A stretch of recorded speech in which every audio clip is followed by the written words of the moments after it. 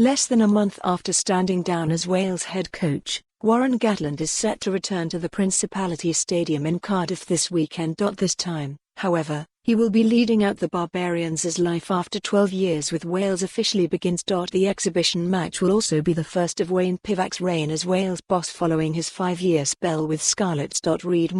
Bristol Bears continue to go from strength to strength under Pat LamBut. Pivac and Gatland have more in common than their Welsh connection.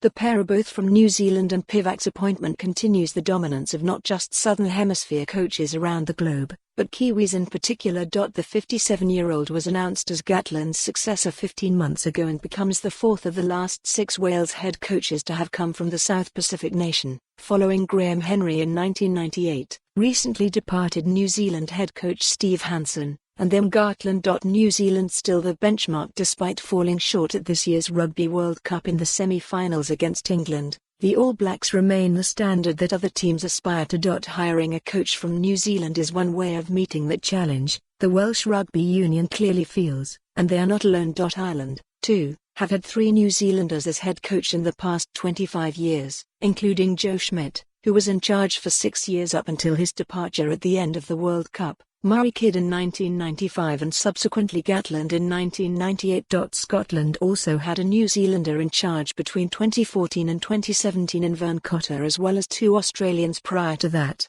England, however, have only ever had 1 foreigner as head coach, the incumbent Eddie Jones.Since. Then England too have added a New Zealander and former All Blacks head coach to their ranks in John Mitchell, who was appointed assistant coach last year.